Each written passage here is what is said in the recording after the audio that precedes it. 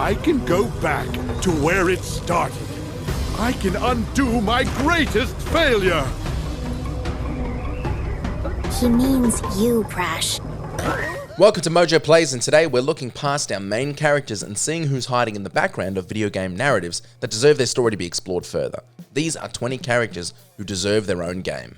Before we continue, we publish content all week long, so be sure to subscribe and ring the bell to get notified of our latest videos. Morrigan. Well, well. What have we here? Dragon Age Origins features many characters who are worthy of their own spin-offs, making it tough to single out just one. But I'm going to do my absolute best. For myself and a good chunk of players, Morrigan stands out as the top contender due to her intriguing backstory. As an incredibly powerful swamp witch raised by an ancient dragon, Morrigan's upbringing is far from ordinary. If you were raised by a dragon, wouldn't you be like 10% cooler? Atreus.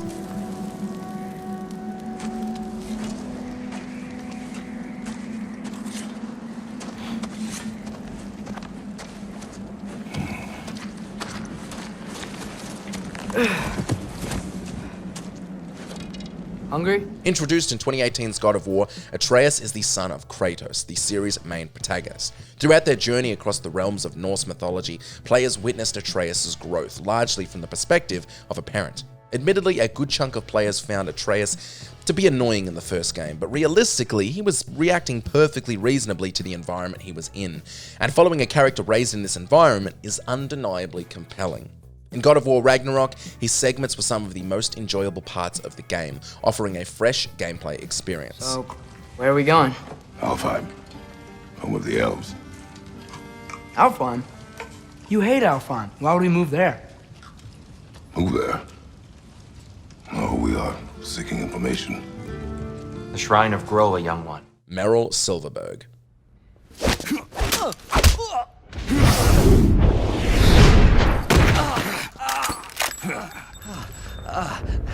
How the hell did you ever survive 10 years? Don't move!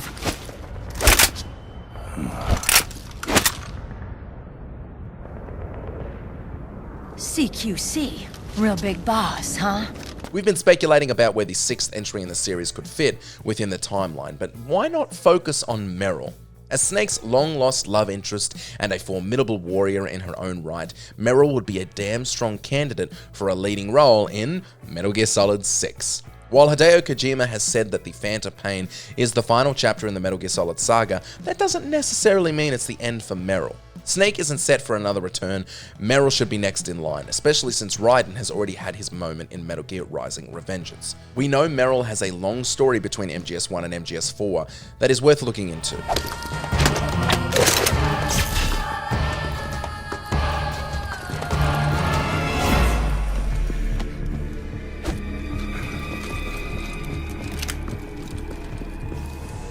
Eye contact. The mascots. I never felt like... The mascots in the Persona series like Morgana and Teddy are compelling because they bring a unique blend of comic relief, emotional depth, and mystery to the story. Initially, they serve as a light-hearted companion offering support and guidance to the player. However, as the narrative progresses, these mascots reveal complex backstories, often tied to themes of identity, self-worth, and transformation. Their dual nature, both playful and profound, creates a connection with the player that goes beyond surface-level charm, and a game or series of games that unfolds their history even further will be undeniably intriguing. Cold Train. Hey, Baird, got any wire cutters? Yeah, hang on.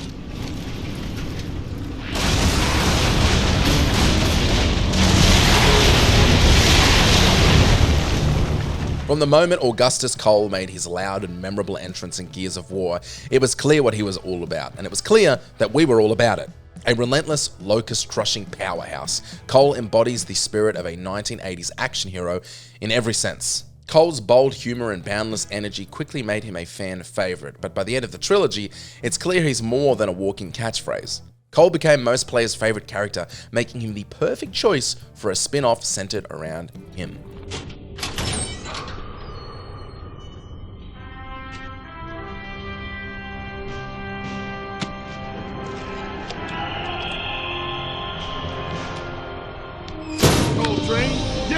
Anyone else have that ball? Take your day off. I tell you, man, this is Sergeant Major Avery Johnson. Tough as nail Army sergeants have a special place in our hearts, but none are tougher than Halo's Sergeant Major Johnson. He's got all the classic traits of a great sergeant. Picture Victor Sullivan in space. What's not to love? A Johnson prequel has been requested for years now, tracing his early days taking down rebel colonies on the fringes of UNSC space, leading up to the Covenant invasion and his iconic meeting with Master Chief. Red Dead Redemption 2 walked so Halo could run. So start running, Halo. But they ain't invincible. Stay with the Master Chief. He'll know what to do. Bandana Waddle Dee.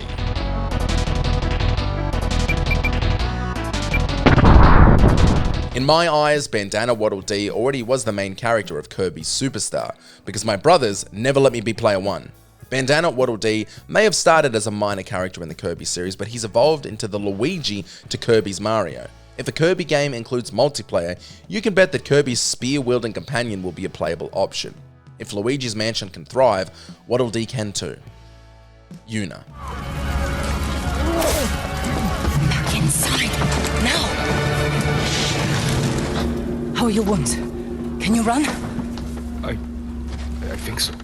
Throughout Jin Sakai's journey in Ghost of Tsushima, he meets many characters, but none are as crucial as his first ally and thief, Yuna. Yuna saves Jin's life early on and urges him to embrace the dishonorable tactics to defeat enemies, rather than the honorable samurai methods instilled by his uncle. Fighting alongside Jin in some of the game's most intense battles, Yuna proves herself more than capable, despite being dismissed by others as a mere commoner or thief. A Yuna-focused story means combat would need a tweak, but that's not necessarily a bad thing.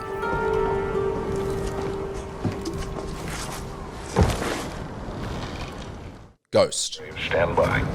Laswell, do we have confirmation? Watcher 1 to Bravo 07.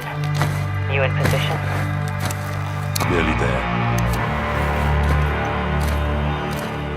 Ghost was a key factor in making Call of Duty Modern Warfare 2. His design, as well as his character, is known even by non-COD fans. Ghost's death feels like a significant loss for players, as he's one of the few characters in the series whose demise truly hits hard. Part of his appeal lies in the mystery surrounding him, but many don't know his story was expanded in the comics. Just as he begins to open up, he's betrayed and killed alongside Roach in one of the franchise's most shocking twists, and because of this, we don't get the opportunity to see who he is deep down inside. But we could learn how he became like this in an epic prequel.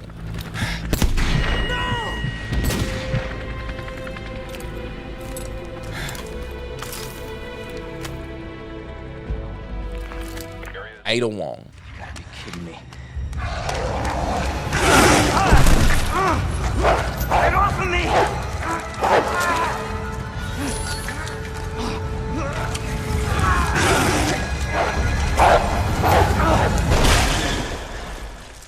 Hey! Who is that? Stay sharp. We've had the opportunity to play as Ada in multiple Resident Evil games, but she's yet to get her own game, and we could really benefit from her driving a story. Though not always by Leon's side, Ada Wong consistently makes her presence felt in his stories, offering help while keeping her cool. Often duplicitous and driven by self-interest, Ada's popularity is undeniable. Surprised you made it this far. FBI, huh? What's going on here? Sorry, that information's classified. Where are you going? Landon Ricketts.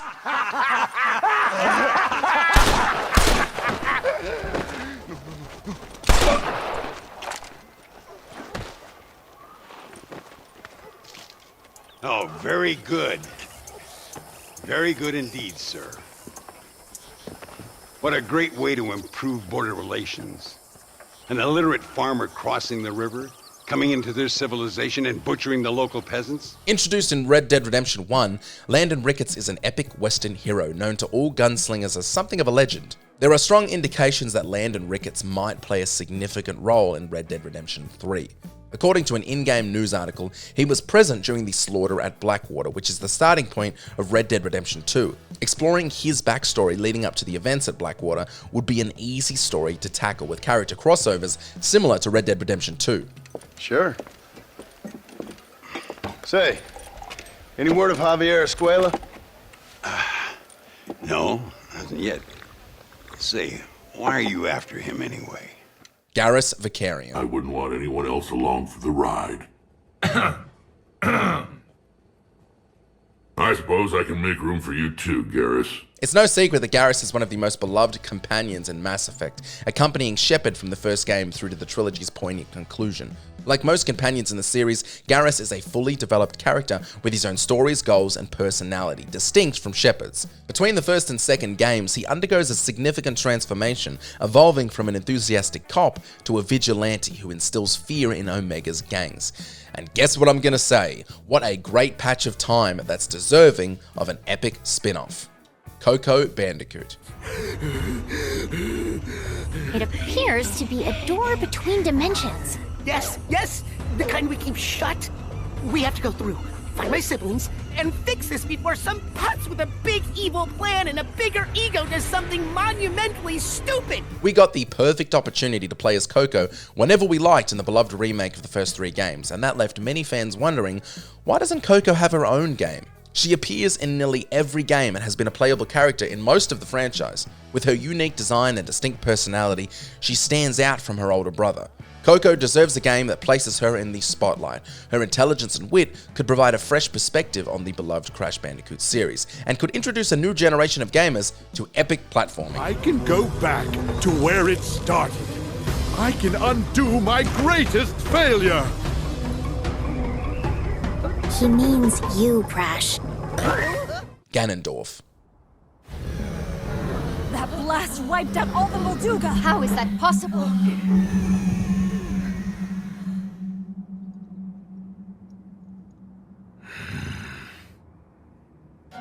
So brute force will not be enough.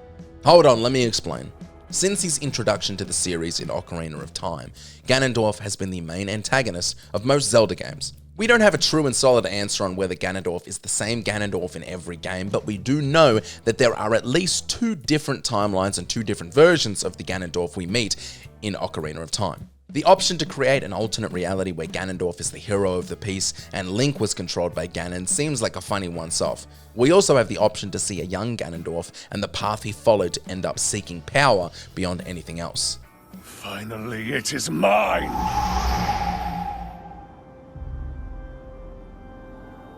Ciri.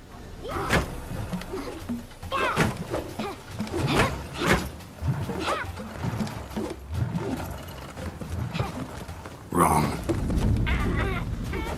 Now I see why you were so eager to practice. Strike.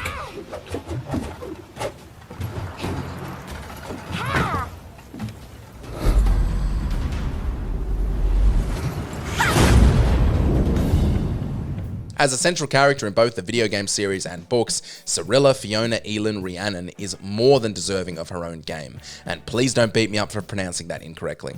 While Geralt is the face of the series, CD Projekt Red has confirmed that Wild Hunt marks the end of his story. But for Ciri, depending on your choices, her journey is just beginning, and she has the potential moving forward to be just as cool as Geralt, and maybe adopt a few more Geralt-isms with a time jump taking us down her story. Child. Ciri!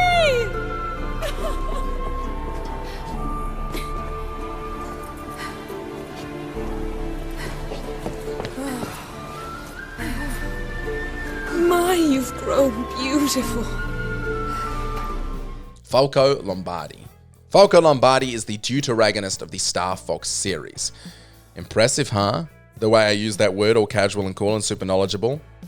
I read it 20 seconds ago on the Star Fox wiki. He is the second in command and easily the least annoying of Star Fox's otherwise annoying team. Star Fox has been a bit off track since Lilac Wars, so why not try something fresh? You could even argue that Falco is the best pilot in the team, so let's put him in the cockpit and give fans the game they've been waiting for. Star Falco. Elizabeth. Yes? Quel est votre nom? Elizabeth. Pour vous, Elisabeth. Oh, no. No, I couldn't. I can't accept... Je vous en prie. J'insiste. Now, I understand that there was a DLC where we got to play as Elizabeth, even if it was the 4th, but she doesn't have her own game, and that could be incredibly interesting. Throughout the main game, Elizabeth is portrayed as a damsel in distress, needing Booker's protection. In truth though, she's an incredibly powerful character with abilities that can alter the course of the game. Playing the same game from Elizabeth's perspective has the potential to be a really cool take on the story we know and love, and a little bit more interesting than a top-down remake. Look. You're on the First Lady. Waluigi.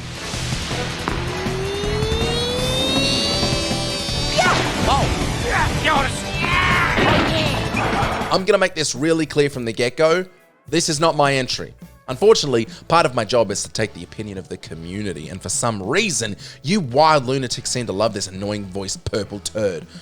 So let's talk about him. Nearly every major sidekick in the Mario series has had their own spin-off at some point. Luigi, Yoshi, Wario, and even Toad have all taken center stage in their own games. Waluigi, though, remains an exception. Given his immense popularity, it feels like Waluigi's time to shine is long overdue. I'd rather cut my thumbs off, but I think you guys would love it. Take that, Mr. Eyeballs. Give me that cool crazy eyeball, man. Victor Sullivan. Sully? Know what I love about partying with a bunch of crooks? What's that? Nobody cares if you smoke indoors. Victor Sully Sullivan is a beloved character in the Uncharted series, serving as both mentor and father figure to Nate. An easy argument can be made for him being the most loved character in the whole series, including Nate. Always up for a treasure hunt, Sully's mix of charm, greed, and foul-mouthed humor makes him far more than a simple sidekick. With his rich backstory as a seasoned treasure hunter, imagine a game centered around a 20-year-old Sully. With the benefit of a different time period, this could be a wild game. Let me guess. Goons with guns on their way here now. Sam. Auron.